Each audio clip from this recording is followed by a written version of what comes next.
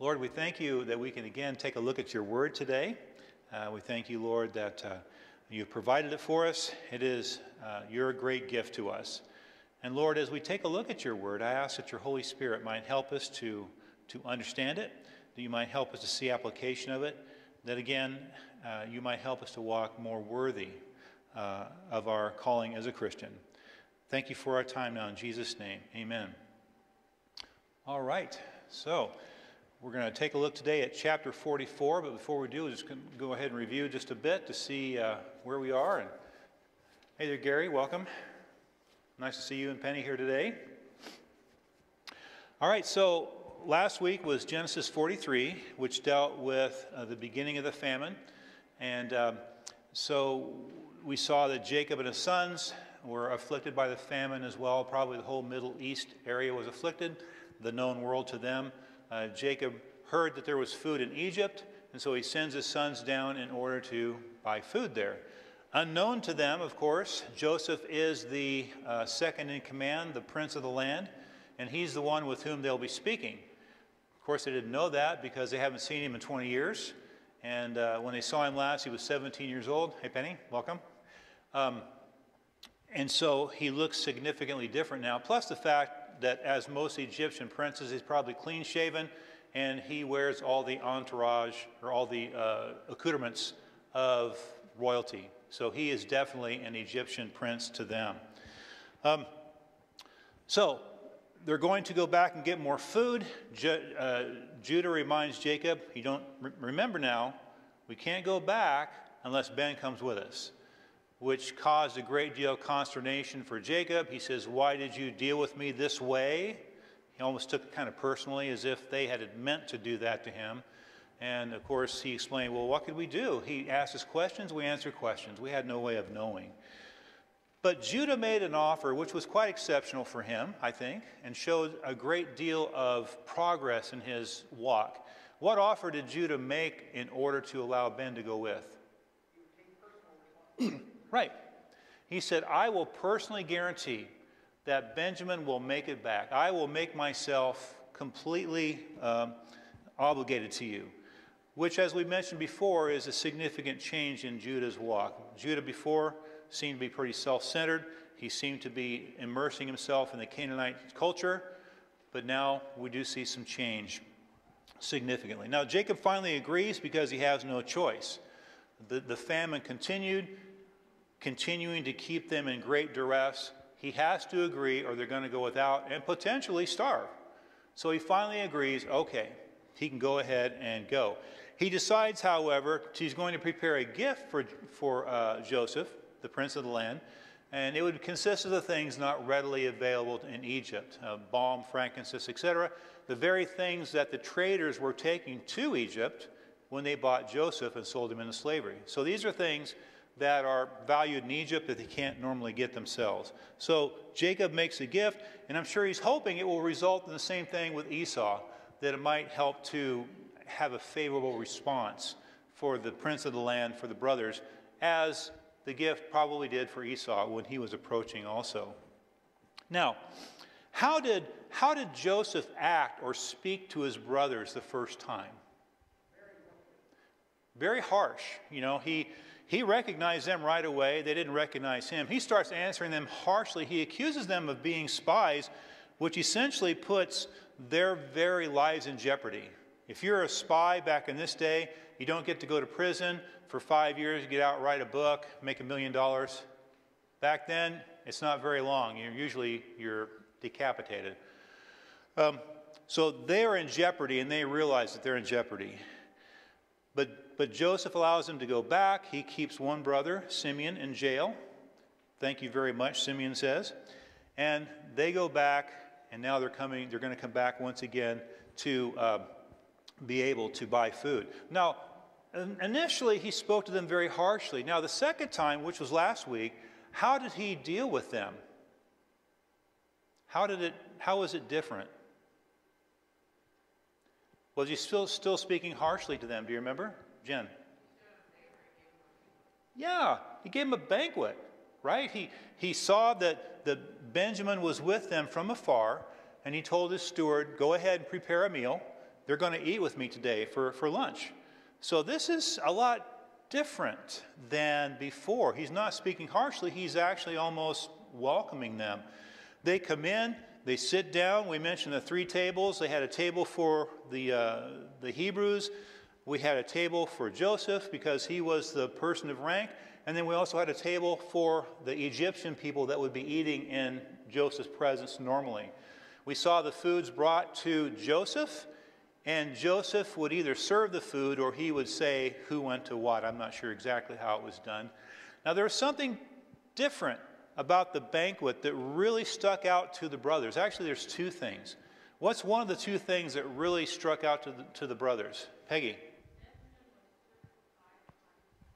Yeah, Benjamin was served 5 times as much. Now, we mentioned that, it's a lot more than 2 times as much, because you could kind of like mistake that, right? It looks like twice as much. Well, But 5 times as much, there's no mistake in that, right? There's no misinterpreting that. His plate is either overflowing or he's got several plates, and the brothers have 1 plate, and it's very obvious to them, wow, I wonder, that's kind of unusual, Also, there's one more thing that happened that really struck the brothers. Yes? Okay, so there's 3 things. Joseph served up. Thank you, Peggy. I learned lots of stuff in this class. Joanna? Exactly. They were arranged in age order. So from the oldest to the youngest. And we talked about mathematically what that would look like. It's basically 1 in 40 million chance that he would randomly know. So, but he knew. Now, a little speculation. The brothers might have talked among themselves. How would they think Jacob would know this? Peggy? Divination, right. Now, Joseph is going to use this quote-unquote divination thing, if I could ever pronounce it, to continue to keep them off balance and kind of dazzled. Okay, so he arranges them in order, and to them it looks like an amazing thing. How could he know? Well, because he's Joseph, but they don't know that. So we see that Joseph served. We see that they're arranged in order, and Benjamin gets 5 times as much, an amazing amount of food compared to them. And we see that this is setting things up for the final test, which we're going to look at today. Today is the final test. So first, let's look at the setup. So we're going to start with Al, and we'll read 44 verses 1 through 5. Or, I'm sorry, we'll start with Lynn, and we'll go. There we go.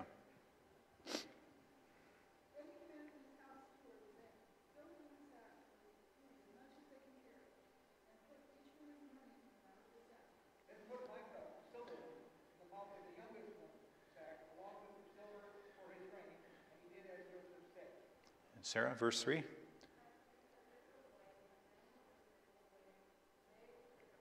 And Lori, verse 4.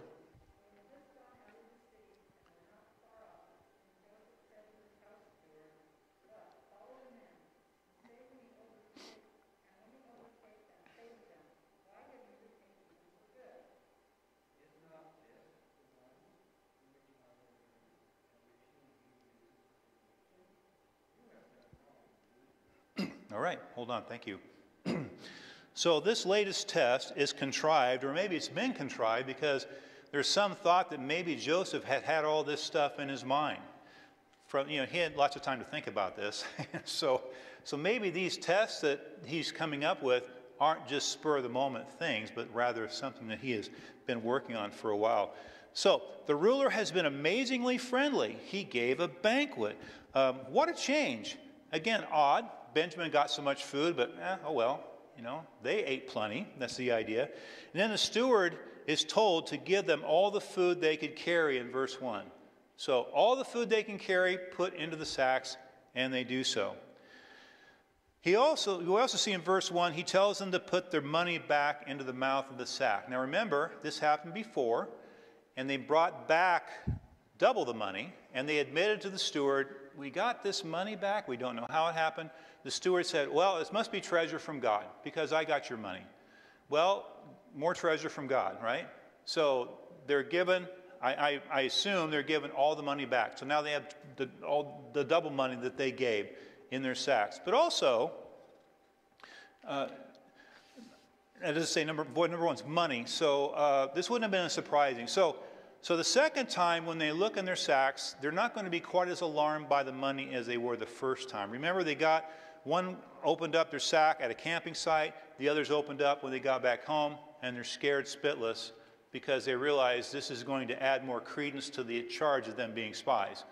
So this time, they're not going to be quite as alarmed with it as they are with number 2, which is Joseph's silver cup. Now, this would be a surprise. Joseph's silver cup in their bag would be a complete surprise. I was just wondering as I was studying this, I wonder if the steward knew the story. I kind of think he does, that he's in on this. But then again, how many people would have been observing what's happening and wonder what's going on? I mean, I mentioned Aubrey's statement last week about he probably didn't act this way to anyone else like he acted toward his brothers. So people are going, what's going on? And the steward is told, put the money back in the bag and put the silver cup in this thing. So you kind of wonder, looking on from an outsider, what's going on? So we see that we have the money returned to the sacks. They take off. They're feeling good. They've had a great meal the previous day. The sun has arose. They're leaving. Hey, you know what? That prince, he's okay. We kind of misjudged him a little bit, Simeon's not necessarily agreeing, because he was in jail for a while, right? But, they're heading back. Things are good. And all of a sudden, in verse 4, we see that Joseph gives the order to the steward. Up, follow the men, go after them. And the accusation is in verse 5, verse 4, the last part. Why have you repaid evil for good? So when he catches up with the men and he discovers a silver cup, the statement's going to be, why have you repaid evil for good? Because, and that phrase, evil for good, that's a demonic statement, right? I'm not saying he's calling them demonic, but that's a demonic principle, to return evil for good. So it's a serious accusation. We see also in verse 5 again, he talks about that divination, a cup used for divination, and this ups the ante. It's silver, so it's valuable. It belongs to the prince, even more valuable. And number 3, it's used for divination. So in other words, it's used to try to determine either things you don't know or determine the future. So that's how it would be used. And the idea is they would pour water into a cup and they would sprinkle things either on the surface of the water or into the water, swirl it around, and they would learn to interpret how things landed. Kind of like the tea leaf thing, very similar to that. So that's what he is saying. Now, divination itself is seeking information from the occult or demonic forces. Do we think that Joseph did that? I would say no. No, he's not doing that. But they would expect him to do that. The brothers would fully expect people from Egypt, especially people on the higher-ups. That's exactly what they do. So that's what they did. So Joseph plays off this in order to gain even more, to intimidate them even more. He knows their birthright. He gives Benjamin extra food. Now Benjamin has this silver cup. There's things that are weird that are going on that it's really setting the brothers off balance.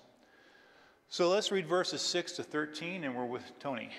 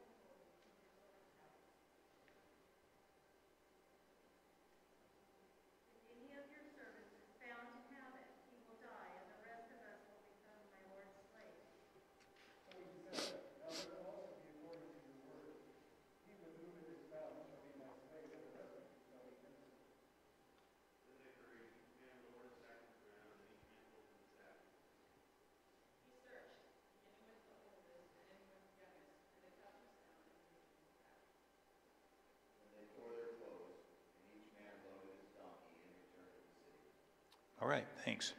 So we see the accusation. We had the setup. We had them loaded with food as much as they could carry. The money's put in a sack. and we have the silver cup put in Benjamin's sack. So here's the setup. Well, this is the accusation. So the steward chases after the men. He catches them just outside the city, and he relays to them Joseph's words about stealing and the fact that they have returned evil for good. The brothers' response in verse 7, I translated it a different way. There's no way. The brothers are a little bit more modern vernacular. There's no way that we would steal from you. There's no stinking way. It's unthinkable. The brothers can't, as they look at each other, they say there's not even a remote possibility that that would happen. Is that true?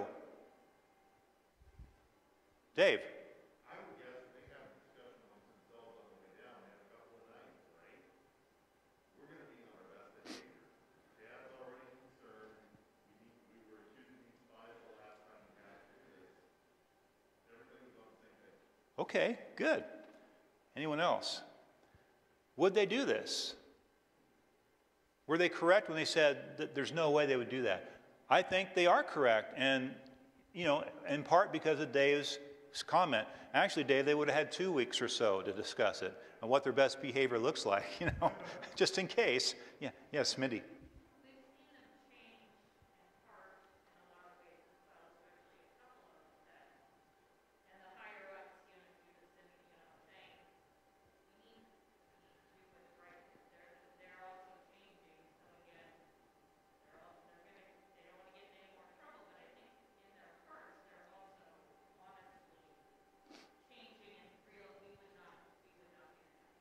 Good, good. And also the question might come up, and I'm just spinning as I'm listening to people talk, is that were they ever out of each other's sight? Would there ever have been a chance for somebody to sneak off and steal something? I mean, maybe there would have, but it's unlikely. So I would say the brothers are accurate. They wouldn't have done this, and they didn't, they don't think. And they also make an appeal to honesty in verse 8. They say, remember now the money that we had in our sack? We brought back to you. So they're appealing to their honesty. Hey there, Kara.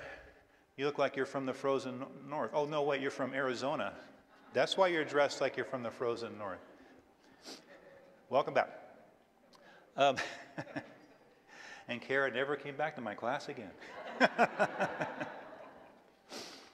All right, so they're so sure.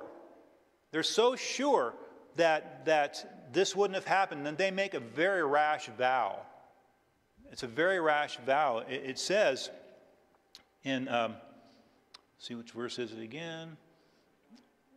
Verse 9. With whomever of your servants it is found, the cup, let him die, and will be my Lord's servants. This is a very rash vow. Now, it's because they're so certain, but it's very rash. Whoever has the cup, he's dead. And the rest of us will be your slaves. Doesn't this seem like kind of a rash vow, even if what they're saying is true? What do you think? What do you think about vows in general?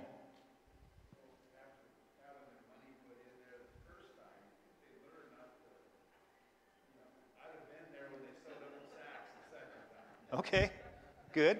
Or maybe check the sack before you leave. Good idea, Tony. Didn't think about that. Matthew.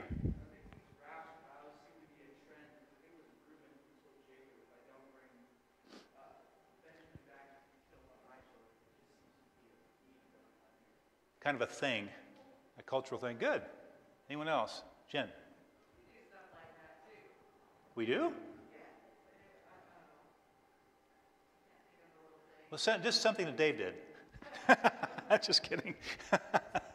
No, we kind of do, don't we? Okay.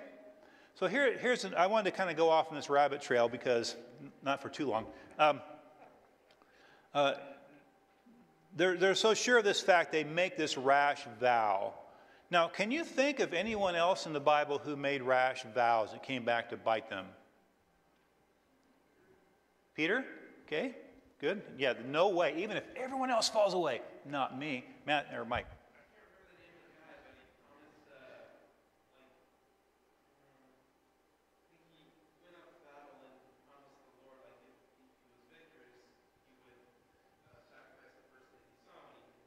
Right. Jephthah. That was Jephthah, yeah. Whatever comes out of my house when I arrive. What's going to come out of your house? A donkey? You know? Who's going to open the door and come out? It's going to be a child or a person. What a stupid thing. Anything else? Any other? Can you think of any others? There's some others. Judas Iscariot. That's right. Judas Iscariot made a vow. Teresa? Saul, when he was in battle, and he said no one was to eat until, and then Jonathan did have Saul honey, and they were all like frightened, but then everything was going to said that they would die. Right. Good. And he would have lost his son had the men not stood up and said, no, there's no way it's going to happen. So rash vows are common in the Bible. Probably the biggest one to me is in Matthew 27, when the Jews are, Jesus is with Pilate, and the Jews are there, and Pilate says, I'm innocent of this man's blood. And they say, his blood be upon us and our children. What kind of a vow is that? Who would ever say that? Even about a terrible person. But they said it about the Son of God. And you know what? 2,000 years has it not been to one degree or another true? Absolutely. So the Bible's not terribly big on making vows. Turn to Matthew chapter 5 just for a second. Let's kind of explore this just for a bit. First of all, can somebody define a vow for me? What is a vow? Lemuel.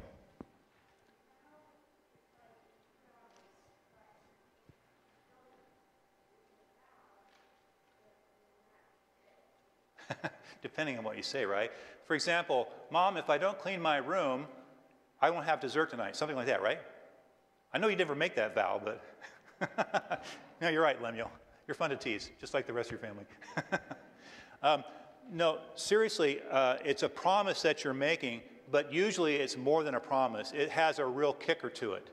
And quite often in the Bible, you see them, it's usually something really bad if I don't fulfill whatever it is I say. So in Matthew chapter 5, verse 33, this is the Sermon on the Mount. And Jesus is talking. He says, again, you've heard that the ancients were told, you shall not make false vows, but shall fulfill your vows to the Lord. But I say to you, make no oath at all, either by heaven, for it is the throne of God, or by the earth, for it is the footstool of his feet, or by Jerusalem, for it is the city of the great king. Nor shall you make any oath by your head, for you cannot make one hair white or black, but let your statement be yes, yes, or no, no. Anything beyond these is of evil.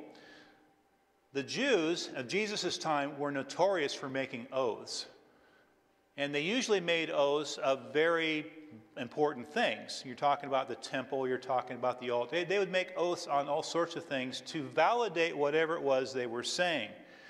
Now, what Jesus is saying here, does that mean we should never take oaths?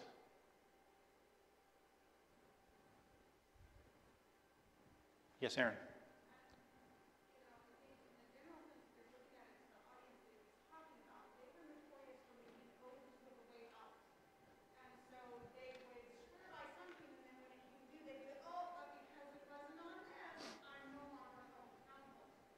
Yes.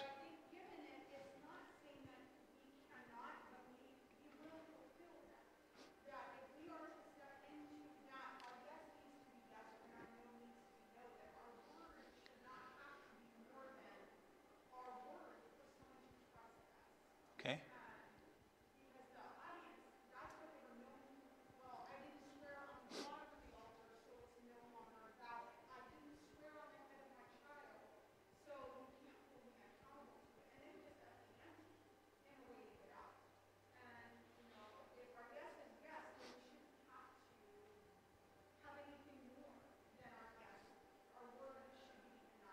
Yes. Now, most of you, not Lemuel, are married, right? Did you take a vow to get married? You better have, right? Otherwise your spouse is, hey, come on, this is your moment. You make a vow, so you're making a vow before God.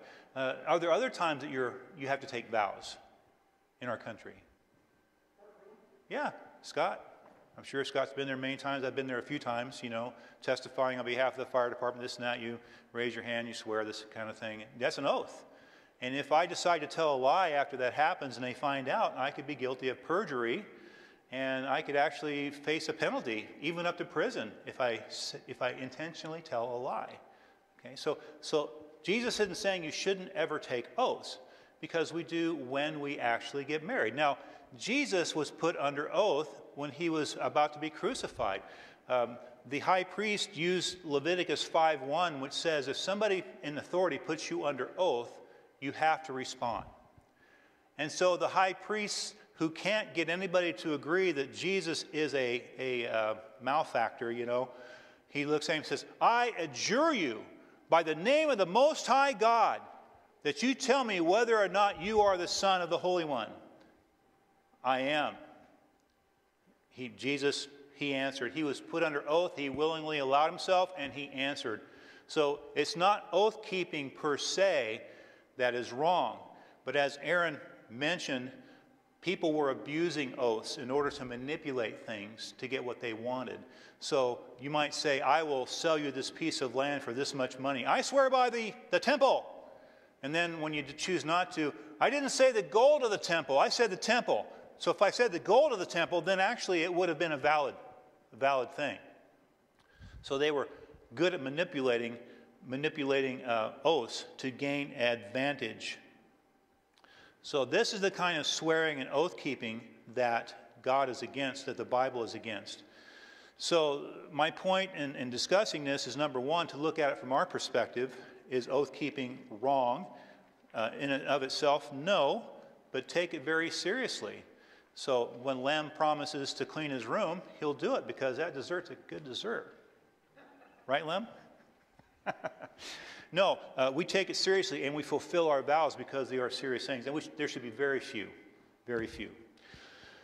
Okay, so we see back at chapter 44, we see in verse 9 that Judah makes this well, I guess it doesn't necessarily say Judah, does it? It just says the brothers here. Okay, so the person who did it, he's dead, and we're your slaves. Very, very rash, a rash vow. Now, the steward in verse 10, the steward has the ability to validate the vow because he and Joseph had the authority. He could have said, yes, that's the way it will be. And then Benjamin would have been dead, and the brothers would have been sold into slavery, given to slavery. But instead, he stipulates which part of the vow will be in effect in verse 10. He said, now let it be according to your words. He with whom it is found shall be my slave, and the rest of you shall be innocent. So he goes ahead and he accepts part of the vow, and he invalidates the rest of it. So that's the situation. Whoever I find the cup with, now the brothers would have said, well, okay, because nobody has it, so okay, whatever. So he goes ahead, and interestingly too, now the steward must have been aware of what's going on because the steward wouldn't normally have the ability to make that kind of decision. To sell Benjamin into slavery like that, so he had to know at least a part of what's going on here. He has the right to speak for Joseph. So verse 12, we see the search. He searched, beginning with the oldest and ending with the youngest. Now, this builds tension, right? You know, you start with the oldest, because like Tony said, they didn't bother to look in their bag when they left. What are they thinking, you know? They find the money. Now, they would find the money. No mention is made of that. Why is that, do you suppose? Joseph told the steward to do it, number one. Yes, Dave? Old news.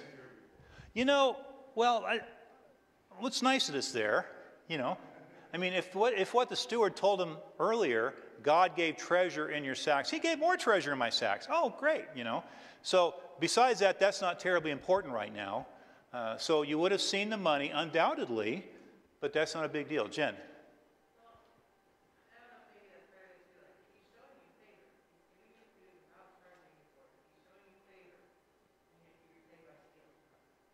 Yeah.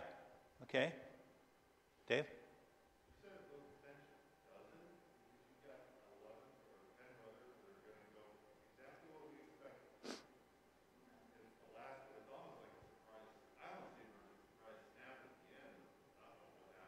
Yeah, kind of like the end of the whip, right?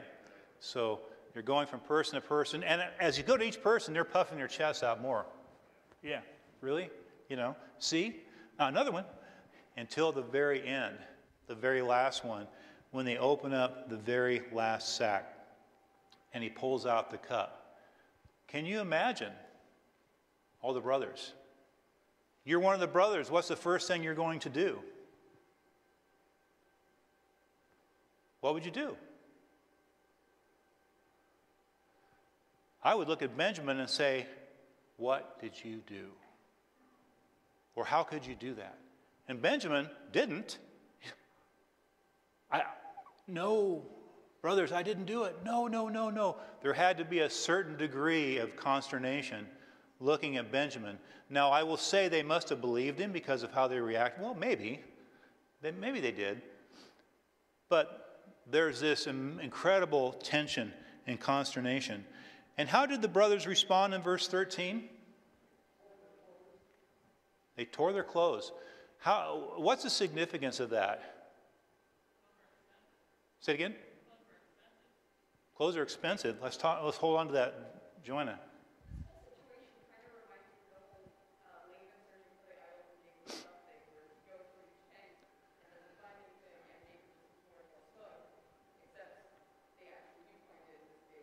Yes. Good parallel. Peggy. Sign of mourning, right. Usually people do this when? When somebody close to you dies.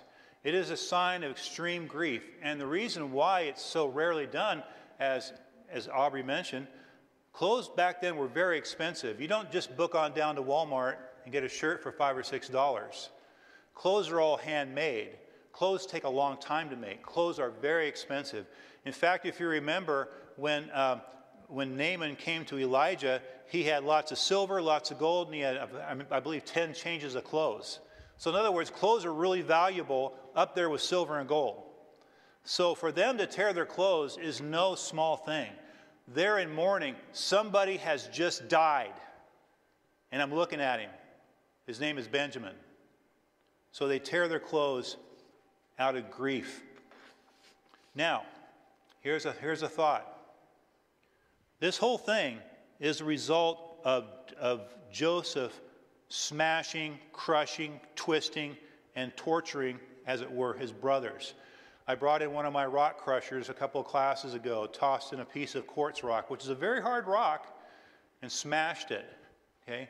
That's what Joseph's doing to these brothers. He has them so off balance, they don't know which end is up.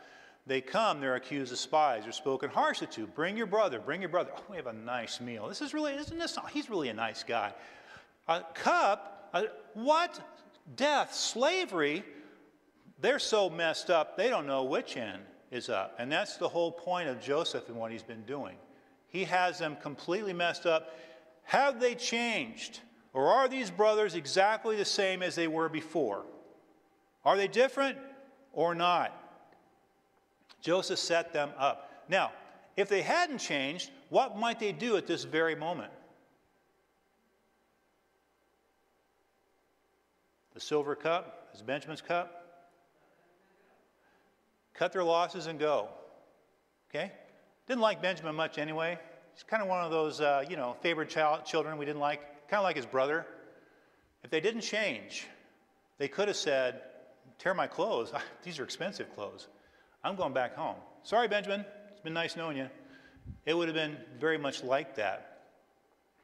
So another question is, go ahead, Jen.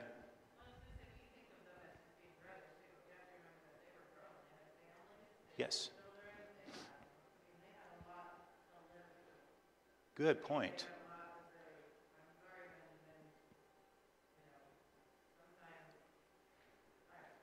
Sometimes bad things happen to bad people like thieves, Benjamin.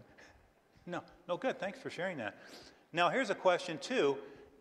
I think that Joseph thought all these things through. What if they'd done that? What if they'd said, bye, Ben, we're out of here? What would Joseph have done then, do you suppose? Tore his clothes? You know, that's not even funny, is it? That's cool, Taryn. Thanks for adding that. Okay? Yes? Yeah, he might have made them sold into slavery. Good, Joanna.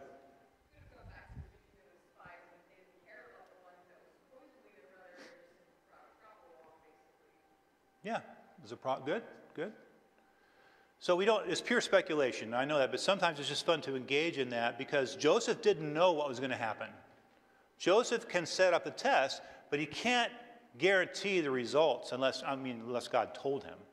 So, but my opinion is that if they had done that, then God would have built up the nation of Israel through, go ahead, Melody.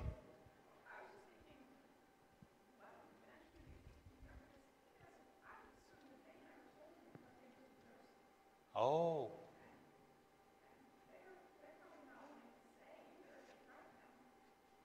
Okay. That's a cool point. I didn't think about that. Melody mentioned they probably never told Benjamin about the story. I'm sure they didn't, So what's he thinking? What's going through his mind? I think that my opinion, and it's pure speculation, is if this had happened, I think that God would have built up Israel through Joseph and through Benjamin. He probably would have brought Jacob down. The others, they'll die of starvation or whatever. But they would no longer be, they'd be persona non grata. No longer will you be allowed to come back into my presence. You're going to die. But God would have done something through Joseph and Benjamin. But of course, we see that didn't happen. This is an amazing thing. And Jen mentioned they had families. They threw their lot in with Benjamin. They tore their clothes and they went back with him. They didn't leave. In fact, you don't even get the impression they tried to talk him out of it. There's no record of conversation. Now, there had to be, but it's not terribly important or it would have been mentioned. Yeah. What about Dad? Oh, yeah. Yeah. Aubrey?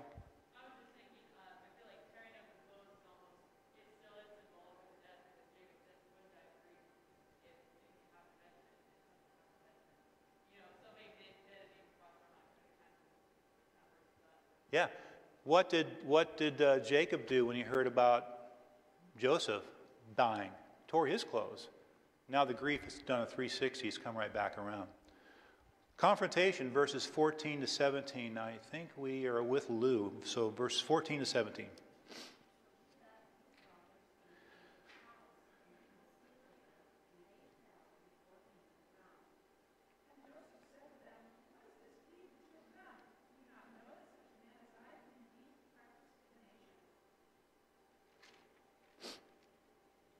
Verse 16.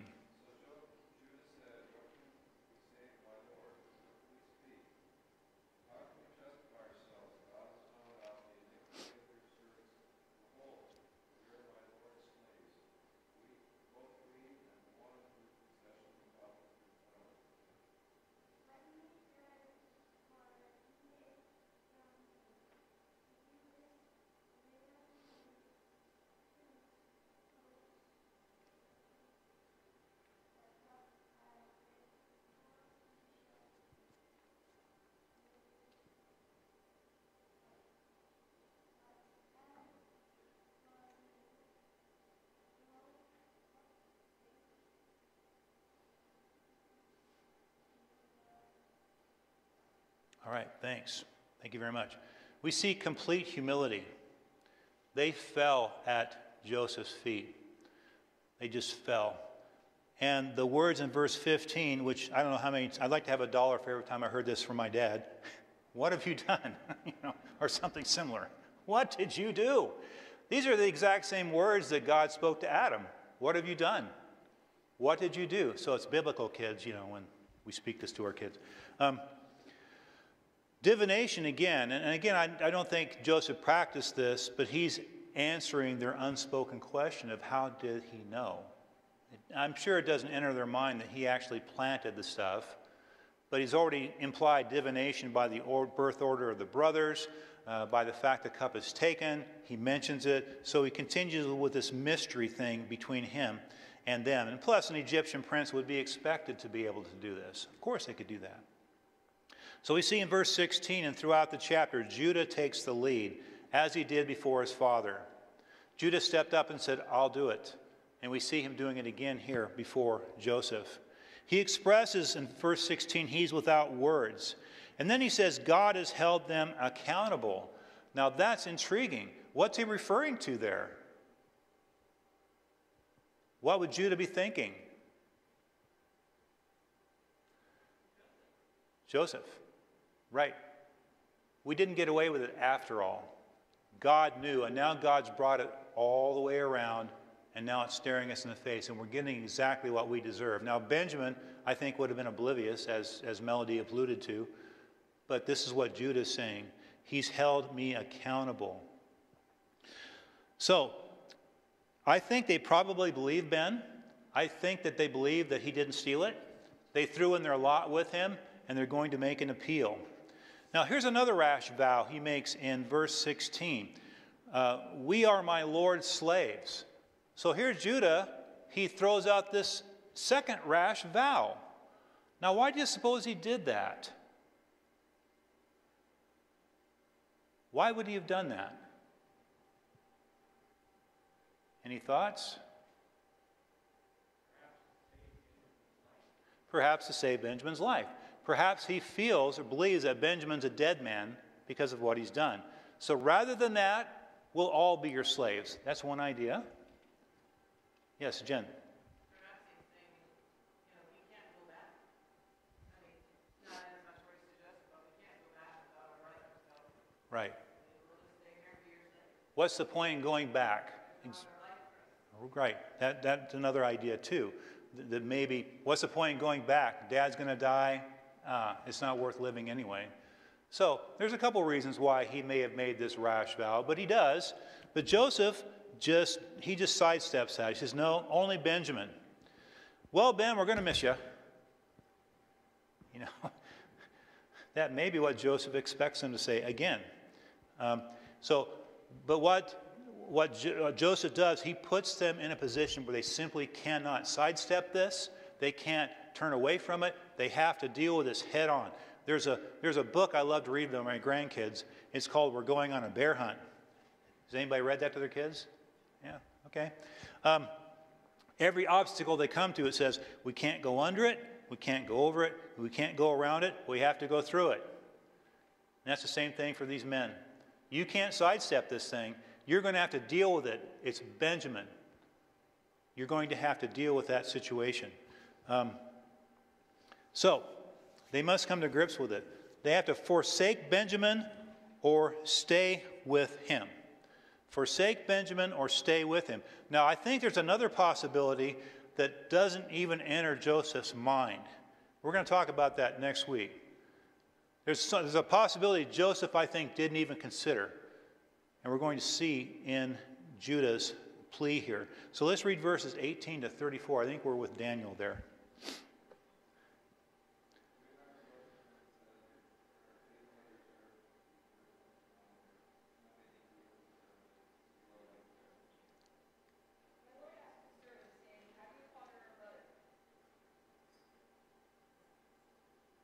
And Sam, verse 20 there.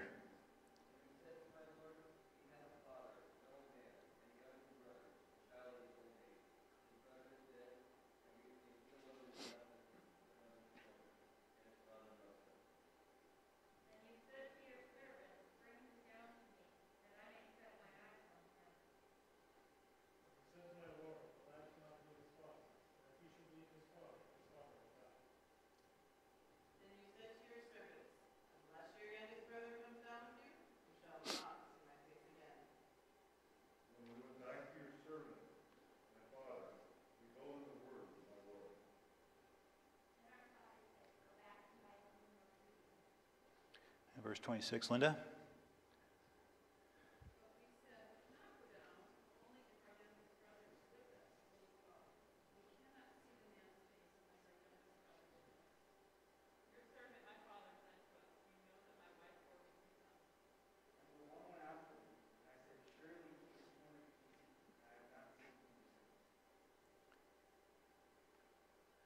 And Michael, verse 29 there.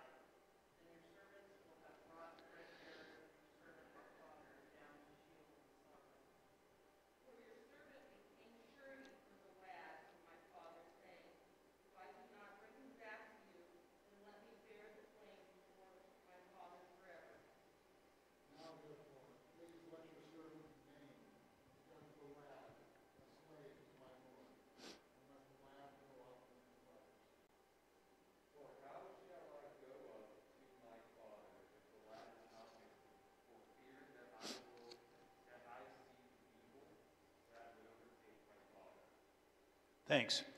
So Judah asked to speak, and we see his extreme humility. Can I please just speak a word? You know, they're all under the condemnation of slavery or death or something.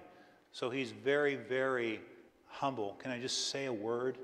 Now, the following words that Judah says is considered one of the most eloquent pleas, P-L-E-A-S, in English literature. Well, not English literature, but you know what I mean. In literature. From ancient days to now, it's considered one of the most eloquent pleas that have been issued. The beauty of it is timeless. So in verses 19 to 23, he talks about the earlier conversation he had with Joseph. Remember when we were there and you asked us about this, we told you this, and this happened, and then you said this. So bringing to remember. Now remember, it may have been up to a year since they've been there, and a lot of things have happened during that year, and they're thinking he's just a regular prince, right? He's not their brother, so he wants to, okay, here's the context, here's what happened, remember? So he's very humbly rehearsing before this man who may or may not remember in his idea. Now, we also see Benjamin's closeness to Jacob is mentioned. In verse 22, it says, the lad cannot leave his mother or his father, for if he does, he'll die. And skip down to verse 30, where it says, his life, meaning Benjamin's life, is bound up. Jacob's life is bound up in Benjamin's life. So, to deprive Joseph of Benjamin would equal death. And Judah is relating this to Joseph very clearly. Now let's hesitate just for a moment. What may have this strange words, how could I say? This relationship to Benjamin, how may it be defined?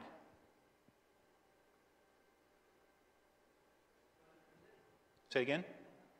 Codependent, okay. Which is kind of a negative word. Okay, so think back to Abraham and Isaac. Does this compare to Jacob and Benjamin, do you think? What could this relationship be considered? What's that? Definitely favoritism, but more than that, I say it could even be considered idolatry. What is the definition of idolatry?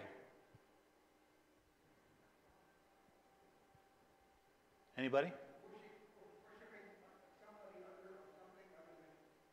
Right. Something has taken the number one place in your life before God. It could be a person. It could be a thing. It could be your occupation. It could be anything. But whenever something takes the number one place in your heart over God, that is idolatry. So you ask yourself, well, how do I know if it's idolatry? One of the books I read long ago, I tried to remember which book it was. I can't, sorry. But the book said this: our hearts are idol machines, that we make idols frequently. How do we know when it becomes an idol? Because if you're deprived of it or have to give it up, it almost kills you. Life will no longer have meaning if I don't have this. It won't be worth living if I don't have that. For Jacob, I think Benjamin and his relationship was almost an idolatrous relationship. Now, that's my opinion. And I think God is multitasking here. Not only is he bringing the brothers to where they need to be, he's still working on Jacob's heart. Jacob had to give Benjamin up to get food. So maybe part of this whole thing is for Jacob to recalibrate his heart to worship what really matters. And it's not Benjamin, it's God. So, if there's no Ben, in verses 29 to 31, Judah continues, there will be a sorrowful death for my father. And in verse 32, we see the high point, the apex. Judah became a surety or a guarantee for Ben's safe return. Now, surety for us, it's kind of a strange word for us because it's more than a guarantee. It's more than that. It's like something very significant. Judah has said, I will be a surety, more than a guarantee, that Benjamin will return. He has made himself a surety. And then in verse 33, which is the height, Judah asked to replace Benjamin. Now, this wasn't done hastily. This wasn't the first suggestion to the steward. This wasn't the first suggestion when talking to Joseph.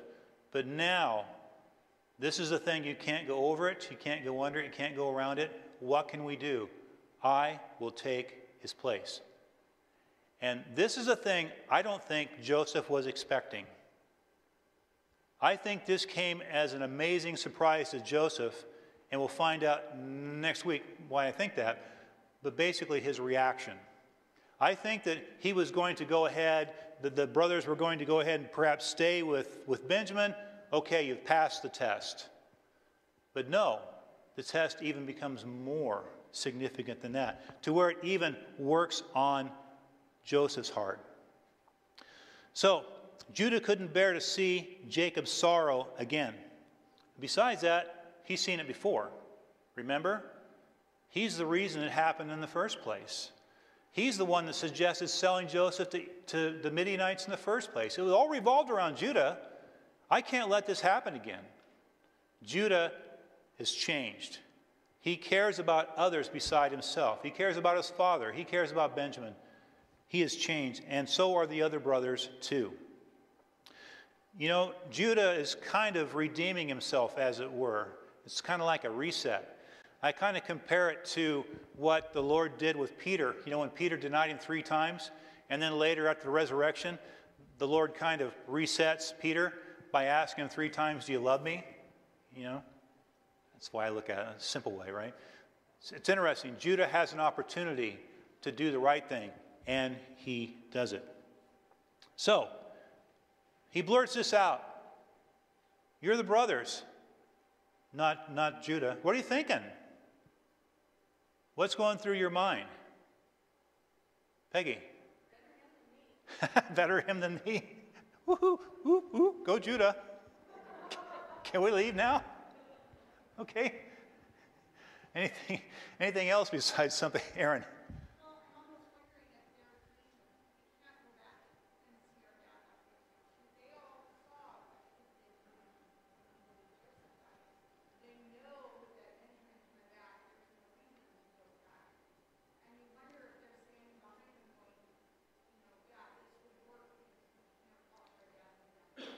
Okay.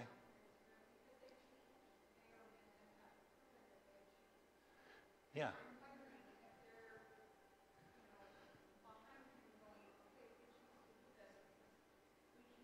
Right. Good. That's an excellent point. And, you know, so there's possibly supportive of him doing that. Not that they want it, but they don't want to see him the same way again. Jen?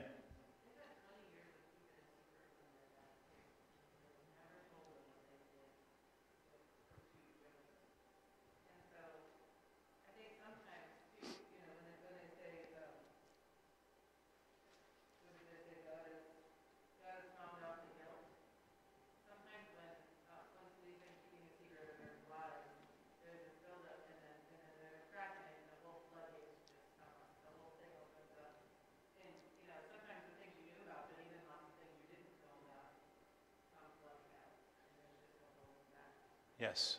Good. I remember this advertisement some years ago, just kind of brings to my mind. This guy's sitting there and he's looking at a magazine, and the wife comes to him and says, we have to have a talk. A talk? Most of us guys, instantly a shiver went through all the guys' spines. This is just make-believe, okay? It's a commercial. So, we need to have a talk. He goes, oh, really? Yeah, it's a serious thing. He says, oh, okay. He says, I'm sorry. I meant to get you a real diamond. It's a cubic zirconium. I will get you a real diamond, in a month or so. Well, it's not that. So true confessions, right? It's just like, what are they thinking? What's Benjamin thinking? I mean, here's his brother. Now, there again, as Melody mentioned earlier, he probably has no idea what has happened. But he's thinking, wow, here's Judah stepping up, and he's going to fill in. That's amazing.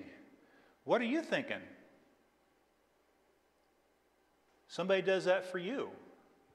Jen?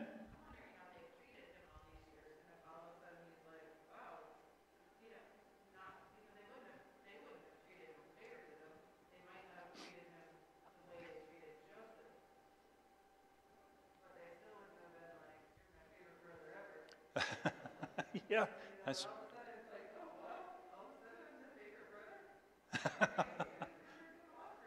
That's cool. That's good. So it's interesting, too, because we're going to see what Judah is doing here, Jesus does for us, ultimately, in salvation. He steps up and says, I'll pay the price. But unlike Judah, there is no delivery. You know, Jesus actually goes through it, and he does it. He takes our sins and dies for us so that we can have salvation. But Judah is kind of acting as a type here at what Christ did for us. So, very cool. We've got to close. Lord, thank you for your word again today. Thank you so much. This is so amazingly dramatic, and yet it's so true. And just the things that you do and have done with your people, Lord. Thank you so much for loving us. Thank you again for the gift of your word. And thank you for Jesus, whom Judah basically, he showed us a picture of you. I'll do it. And Lord, you did. And you didn't say at the last minute, no, I've changed my mind. Thank you for loving us, Lord. Thank you for dying for our sins. Lord, I pray that you'd be with us as we go into the next service. I pray, Lord, the worship team, that you would help the worship team to make that joyful noise unto you. I pray that you might embody, Lord, the praises of your people. And Lord, be with Pastor as he preaches your word today. May he preach with zeal, with love and compassion. And may we grow, and may we walk with you, Lord. In Jesus' name, amen.